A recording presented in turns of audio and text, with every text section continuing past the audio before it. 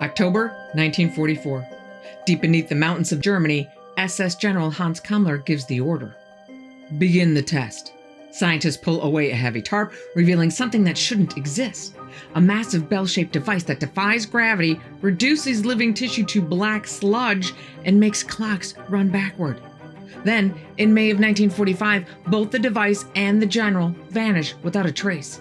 Today, we're uncovering the mystery of Hitler's most impossible weapon and the terrifying experiments that may have torn holes in reality itself. But by the time we get to the end, you'll realize maybe that's not the end. I'm Carol Ann. Welcome to the In-Between.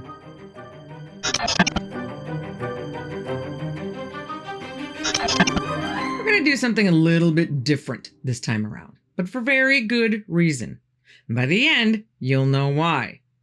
Today's story is just that, a story, but one based on the question, what if?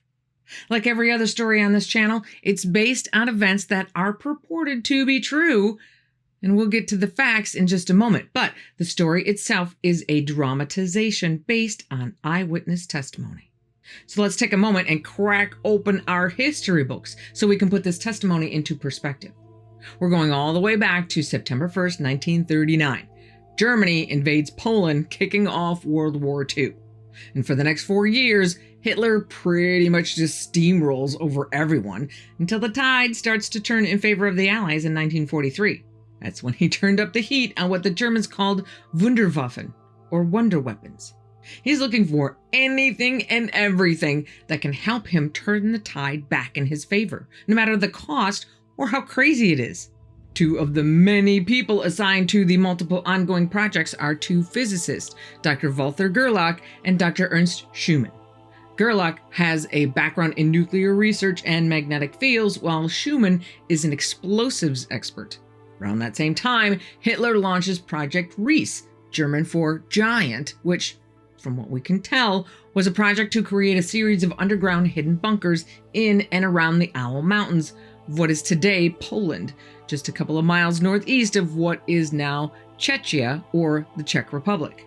7 known complexes, including Kajon's Castle and Zetska, were partially built using forced labor from concentration camps like Gross Rosen, about 30 miles to the north, resulting in thousands of deaths. As the Soviets are closing in on the Owl Mountain area in the spring of 1945, the Germans blow up their tunnels, along with anything that's inside. Once Hitler is dead and the Germans cry, "Uncle!" the mop-up begins. One SS officer named Jakob Spornberger is caught in Norway, extradited to Poland, interrogated by the Poles, and evidently has quite a story to tell. And even though he was hanged in 1952 for the numerous atrocities he oversaw, his testimony has never been declassified. Fortunately for us, someone in Polish intelligence did read that testimony and shares it with a journalist and World War II author named Igor Witkowski, who in 2000 publishes his book Prawda o Wunderwaffe, or The Truth About Wonder Weapons. Some of the surrounding details are then fleshed out just a year later by a guy named Nick Cook when he publishes his book, The Hunt for Zero Point, Inside the Classified World of Anti-Gravity Technology.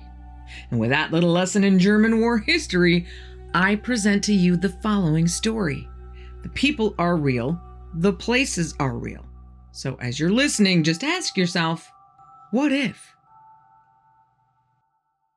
October 1944, Lower Silesia, Nazi Germany. At midnight, beneath the Wenceslas mine, inside a concrete bunker that doesn't exist on any official map, Nazi Germany's most secret experiment is about to begin. Inside the chamber, SS General Hans Kammler stands silently with his arms crossed. The tarp-covered device before him is unlike anything else built during the war. This isn't a rocket or a bomb. It's something that makes both look like toys. Floodlights hum overhead, casting harsh shadows on concrete walls. A small team of physicists and engineers waits nervously for Kammler's order.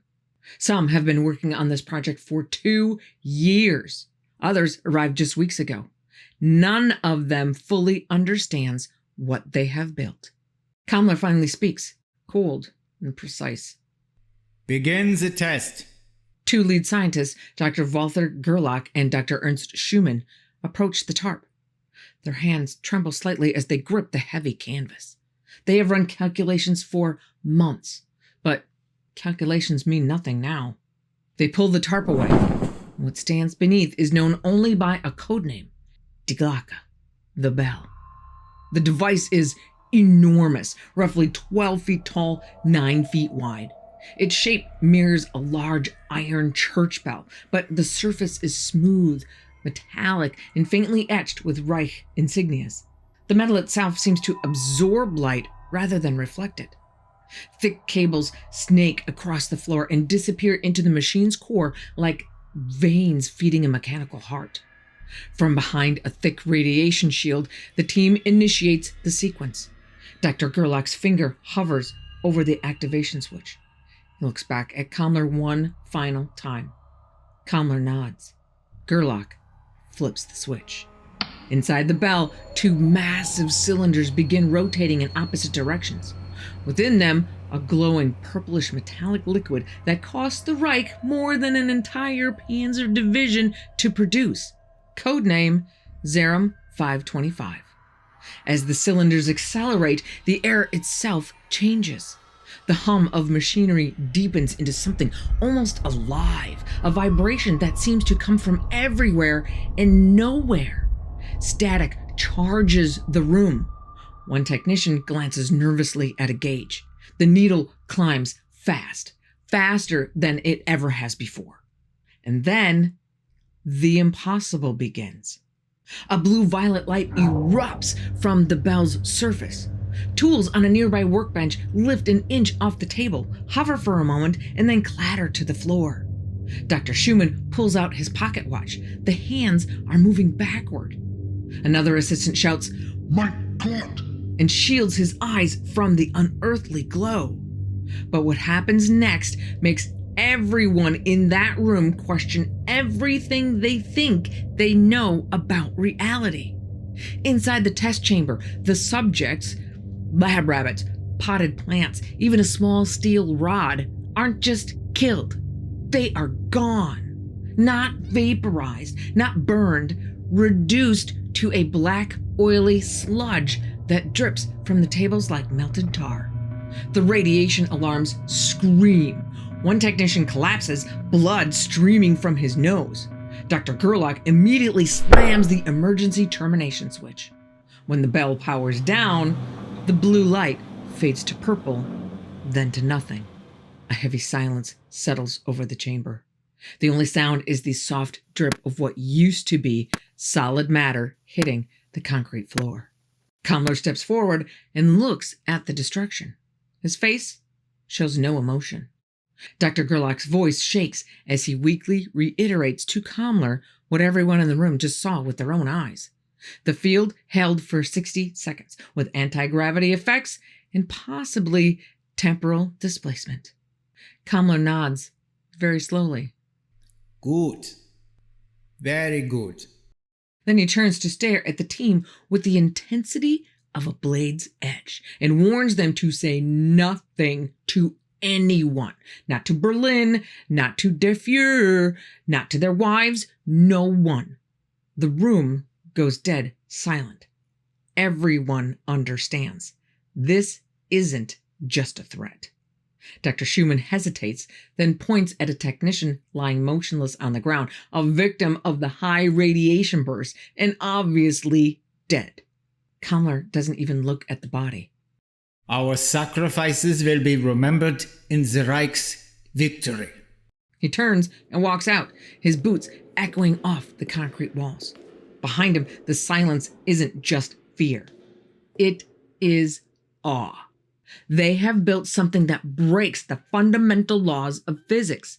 But as Kammler disappears into the corridor, none of them realize they have also built something that soon breaks free of their control entirely. By April of 1945, the war is nearly over. Allied forces sweep across Europe like a flood. But deep in the Reese Tunnel complex beneath the Owl Mountains, the Bell experiments not only continue, they intensify. Kammler now overseeing the final phase, grows even more secretive. Scientists who ask too many questions are reassigned to the Eastern Front. Others simply vanish in the night. The remaining team works in absolute silence, knowing their lives depend on the results. In a steel cradle on a freight platform sits Die Glocke, strapped down with chains that can hold a locomotive, silent but still exuding a sense of menace. Nearby, a freight elevator waits to descend even deeper underground to levels that exist on no blueprint. A handful of officers and scientists stand before Kammler in the dim light. Emergency lanterns cast dancing shadows on the walls. Above them, they hear the distant rumble of Soviet artillery. The situation is beyond dire. Every person in that room knows that the clock is ticking with only hours remaining. Kammler's voice echoes in the concrete chamber as he makes it clear to everyone that the bell will not be left to the Soviets. If they can't evacuate it, they destroy everything. SS Brigadier Jakob Sporenberg steps forward, his gaunt face grim, letting Kammler know that the charges are set throughout the complex. The entire facility can collapse at the general's command. But Dr. Gerlach, despite everything he's witnessed, has one last desperate idea. What if we activate the bell at full power? Not for testing, for escape. Kammler's eyes glint in the lamplight. For the first time in weeks, he almost smiles. He waves his hand toward the handful of junior scientists and technicians huddled near the elevator in a gesture understood by all. Clear the chamber. Sporenberg steps forward and herds the group through the door out into the hallway to the elevator. But as the heavy steel door closes behind them, a series of sharp gunshots echo through the tunnels. Dr. Schumann's face goes pale. He looks at Gerlach and then at Kammler. The calm resolve he sees on their faces translates to a wave of understanding that overtakes him. There can be no witnesses. Inside the chamber, only Kammler, Gerlach, Schumann, and 2 guards remain. The final test team. And this time, they aren't just testing the bell. They're betting their lives on it. Everyone in the room scrambles into their protective suits one last time. Cables are connected with shaking hands. Dr. Gerlach runs through the checklist, his voice barely above a whisper. And Kammler stands once again at the bell's control panel, his hand resting on the master switch. Above them, the booming of enemy artillery fire gets closer, much closer. Kammler pauses for a moment, the gravity of which can be felt by everyone, and mutters, For the fatherland. driving the master switch down with the force of a man who has nothing left to lose. The moment the switch engages, the bell comes alive with a terrifying, uncontrolled force. It doesn't just activate, it erupts. The device lifts off the ground, rising nearly 3 feet into the air, as if gravity simply forgets it exists. Arcs of white-blue electricity dance off its surface and lash at the ceiling, leaving smoldering scars in the concrete. The entire chamber vibrates like the epicenter of an earthquake. Dr. Gerlach and Dr. Schumann duck behind the radiation barrier, their eyes wide with a mix of terror and fascination. The gauge needles don't just climb, they bury themselves at the very tops of the red zones. But Kammler doesn't move. He stands directly in front of the bell, bathed in crackling light, staring into the vortex of energy that is his masterpiece. His hair stands on end, his uniform smokes, but his eyes never leave the device. The energy grows unbearable. The chamber trembles so violently that chunks of concrete fall from the ceiling. Instruments on the walls don't just malfunction, they explode. The very air seems to tear apart. And then comes something none of them expects. The bell begins to sing. Not a mechanical hum, but an actual harmonic tone. Beautiful and terrifying. The sound penetrates their bones, their minds, their souls.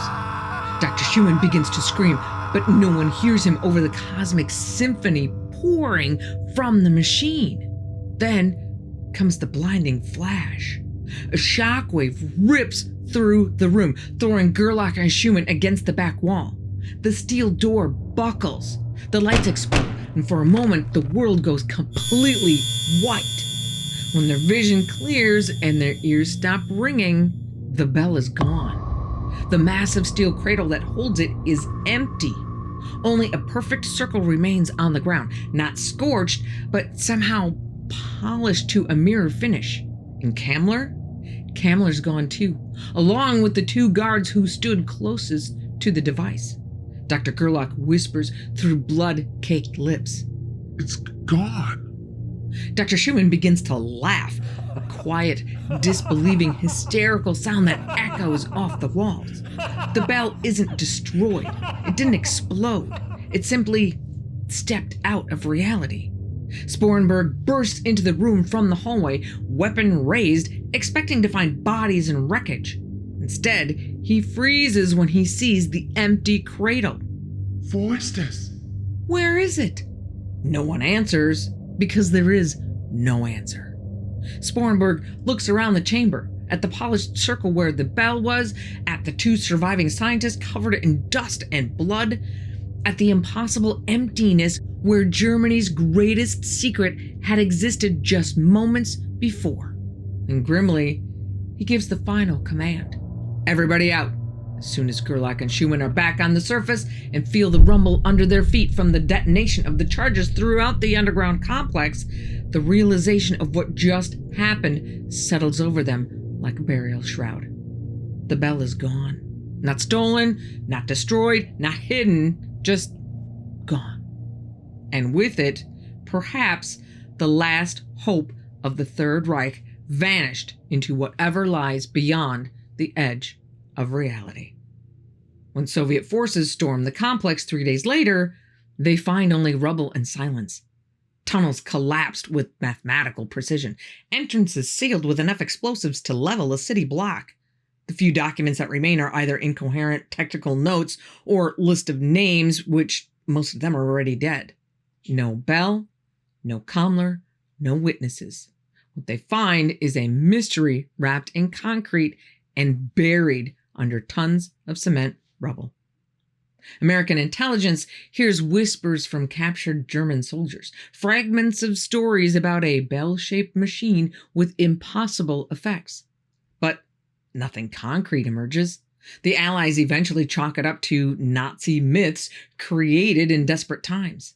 What they didn't know, what no one outside that bunker knew, is that something happened in those final moments. Something that isn't possible according to any known laws of physics. Something that would echo through time itself. So did this story really happen? I don't know. I know that Sporenberger lived to tell the tale. Was he lying?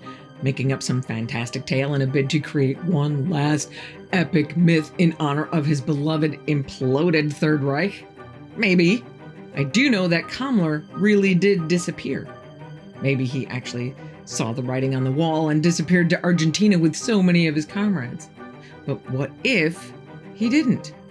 What if this is not the end of the story? In fact, I propose that it's not. That there is more to the story yet to be told. Remember at the beginning when I said that the story is going to be a little bit different? Well, to hear the end of the story, I want you to click right here and go over to my friend Mike's channel, Mr. E-Files, right now, where he is all set with the second half of this double feature exploring the question, what if? Be careful out there. And I will see you here again on the In-Between.